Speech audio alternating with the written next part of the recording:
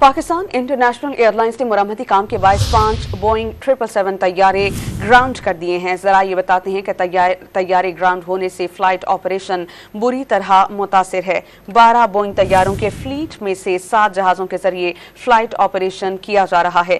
जरा ये बताते हैं कि पाकिस्तान इंटरनेशनल एयरलाइंस को तैयारों की मेंटेनेंस के लिए $6 करोड़ दरकार हैं। तर्जुमान PIA का यह कहना है कि बोइंग कंपनी को हर माह $9 लाख अदा करना होते हैं। ये भी कहा गया तर्जुमान PIA की जानिब से कि जहाजों की खराबी से सऊदी अरब का फ्लाइट ऑपरेशन मुतासिर है। इस पर हम बात करते हैं डॉन न्यूज़ के रिपोर्टर सैयद वसीम से। वसीम, बताइएगा हालात कब तक मामूल पर आने की तवक्को की जा रही है? बिल्कुल, हालात जो हैं वो संगीन से संगीन नौइयत के माली मसाइल का सामना है। इस वक्त पाकिस्तान इंटरनेशनल एयरलाइन को तैयारों की मरम्मत के मामले पर जो इस वक्त PIA के 5 बोइंग 777 तैयारे हैं वो ग्राउंड होने की वजह से फ्लाइट ऑपरेशन बुरी तरीके से मुतासिर हो रहा है। ये 3 तैयारे मेंटेनेंस की वजह से ग्राउंड हैं, जबकि 2 तैयारे इंजन न होने की वजह से मुस्तकिल बुनियादों पर ग्राउंड हैं।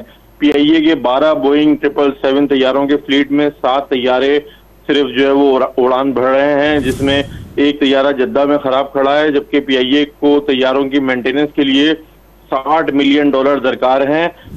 PIA के कंपोनेंट प्रोग्राम के तहत बोइंग कंपनी प्रोग्राम के तहत हर माह $9 लाख अदा करना होते हैं। तो ये कहना है तर्जुमान PIA का।